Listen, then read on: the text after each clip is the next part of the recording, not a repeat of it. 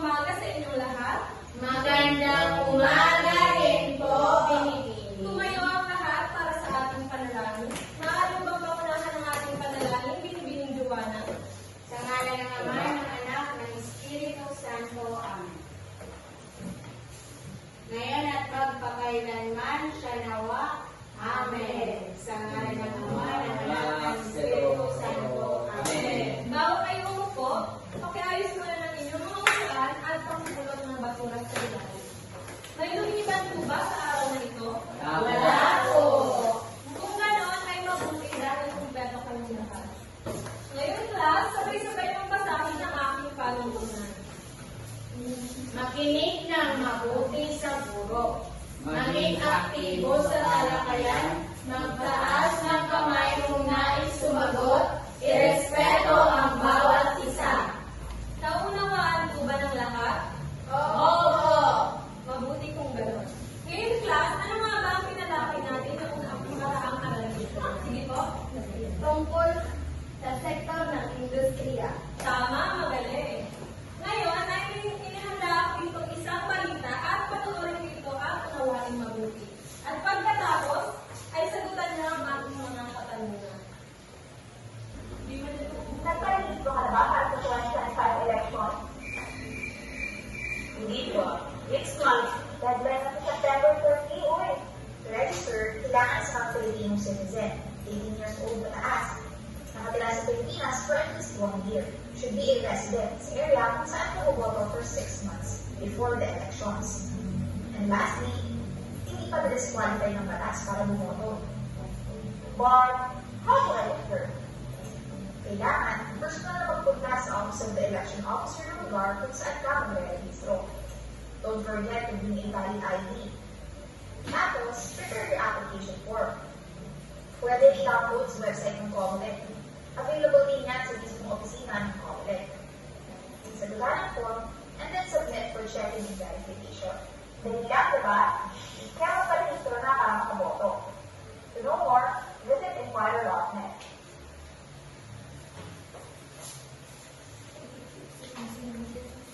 So, tungkol saan ang napanood na balita? Sino ang nais sumagot? Sige po, Binibining Tungkol Joanna. po sa pagpaparehistro para sa paparating na eleksyon. Tama, magaling. Sino-sino naman ang mga eligible na mapagparehistro para maging botante? Magbigay ng isa. Sige nga po, Mr. Jonel. Ayon po sa balita, ang eligible po na magparito para sa maging butante ay una dapat Filipino citizen na hindi pa nakapaparito sa kulay. Magaling.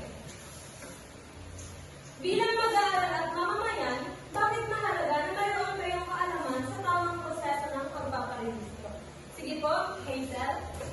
Mahalaga ito para sa amin sapagkat ito po ay nagbibigay sa amin ng ideya sa kung ano ang maaari na gawin kapag sumapit ng sa wastong gulang ng kamatayan. Tama, mahusay. Mahalaga ito nga ay inyong nalalaman sapagkat ito ay inyong magagamit pagdating ng panahon na kayo ay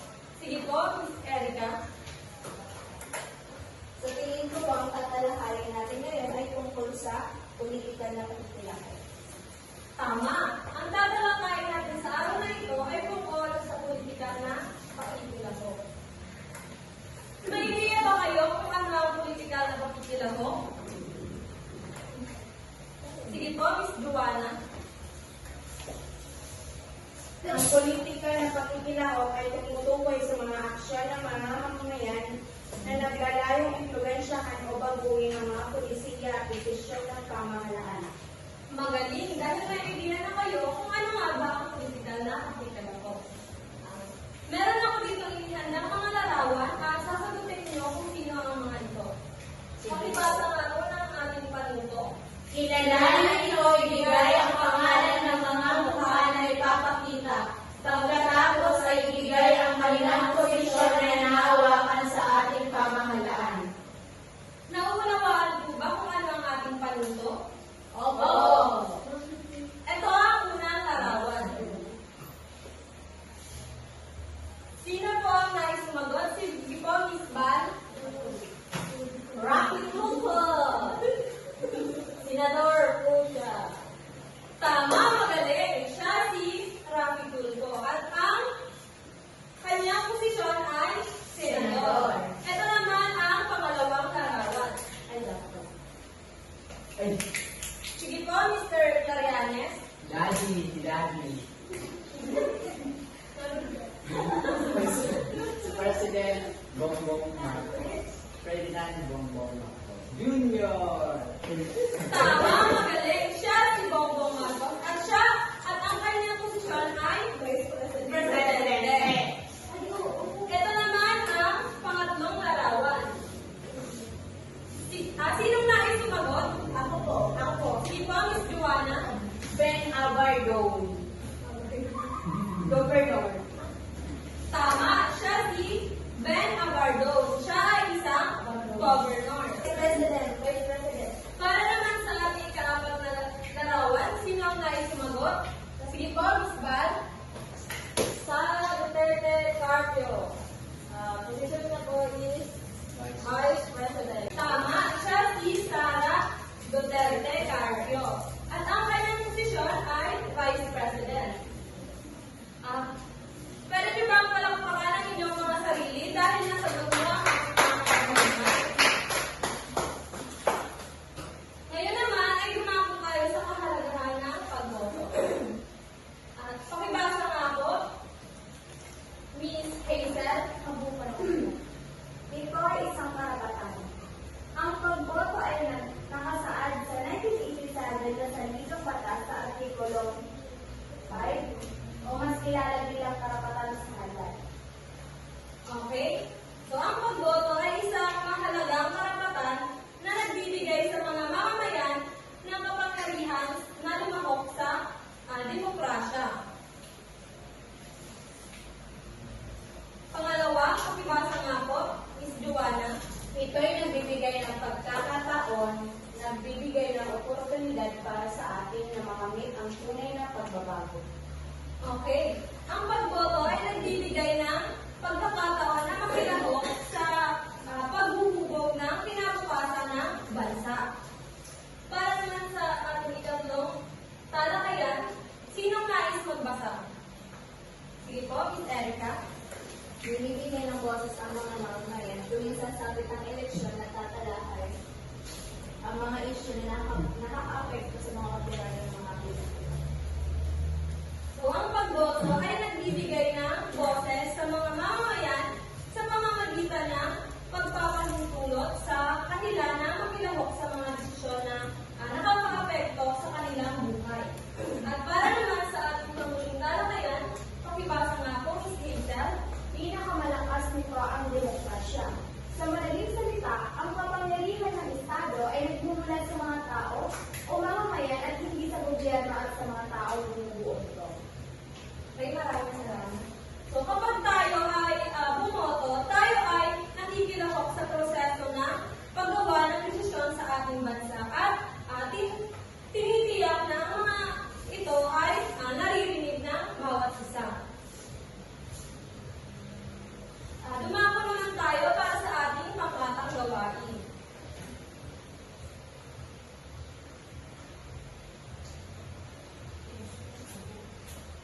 At ito ay pinamagatang ko, boto ko, karapatan ko. Pakibasa nga po ng sabay-sabay ang ating panuto. Aminin ang klase sa apat na pangkat. Bawat pangkat ay gagawa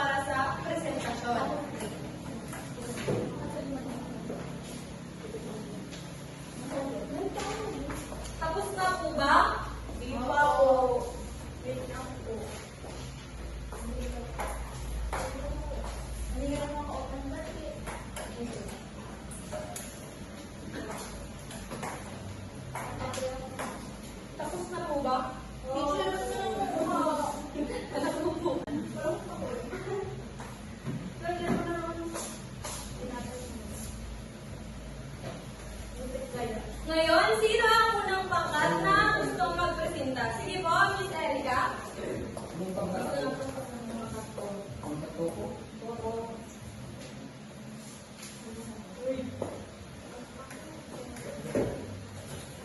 napunta po sa akin ay ang ginawa ko po ay tungkol sa maging bahagi ng pagbabago.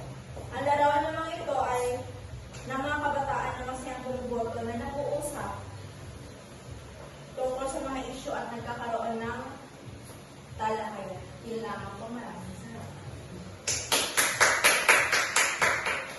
Okay, bigyan natin si Erica ng napakagaling mo clap. Alam niyo ba kung paano yun? Hindi po. Ay, alam yun.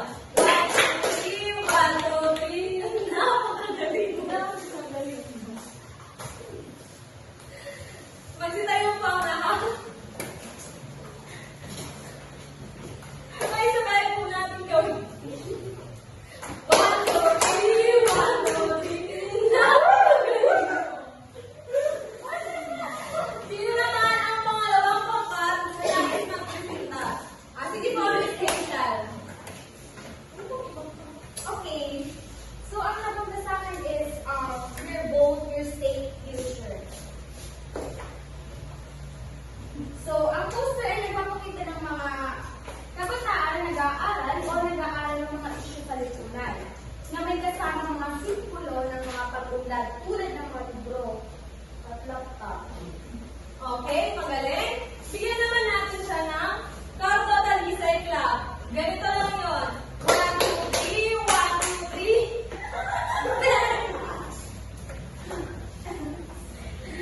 3. Magsitayo po na. Gawin natin. 1, 2, 3, 1, 2, 3. Para naman sa ikatlong pangkat. Sige na po, presenta ka na po. Dito po.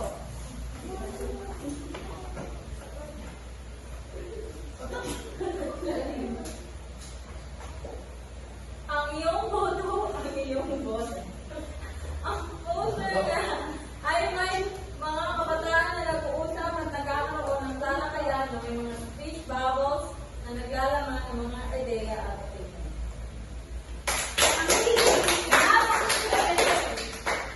Ngayon naman, bigyan naman natin ang ikatlong pangkat ng Kemot mo class. Paano po yung teacher? Ganito lang yan. 1, 2, 3, 1, 2, 3, Kemot. Magsasayo ang lahat. 1, 2, 3, 1, 2, 3, Kemot. At para naman sa panguling pangkat, sige na po, magpresenta ka na po. Joanna po. So, ang napunta naman po sa akin ay maging aktibo, maging bahagi ng pagbabago. Ang poster ay may masiglang disenyo na nagpapakita ng mga kabataan na masayang bumoto na nakasuot ng kulay ng kanilang mga paboritong partido. Magaling. Kami naman, bigyan naman natin ng ikaapat na pangkat ng Aling Luisa Club. Magsitayo po ang lahat. 1, 2, 3, 1, 2, 3. Very good, very good, very good. Paano nakakatulong ang politikal na pakikilahok sa pagpapaunlad ng isang demokratikong lipunan? Sino ang nais sumagot? Ako po. Sige po, Miss Juana. Ang political po na pakikilahok ay isang mahalagang instrumento sa pagpapaunlad ng isang demokratikong lipunan. Ito ay nagbibigay daan sa mga mamamayan na magkaroon ng boses, magkaroon ng impluwensya sa mga desisyon, at magtrabaho ng sama-sama upang makamit ang isang mas makatarungan at maunlad na lipunan. Maraming salamat. Tama ang iyong sagot. Paano naman nakaka-apekto ang politikal na pakikilahok ng kabataan sa desisyon ng pamahalaan? Sino po ang nais sumagot? Sige po, Miss Rachel. Nakaka-apekto po ang kabataan sa desisyon ng pamahalaan dahil mayroon silang karapatang bumoto at may direktang influensya sa pagpili ng mga opisyal ng pamahalaan. Ang kanilang mga boto ay maaaring magbago ng resulta ng eleksyon, lalo na kung malaki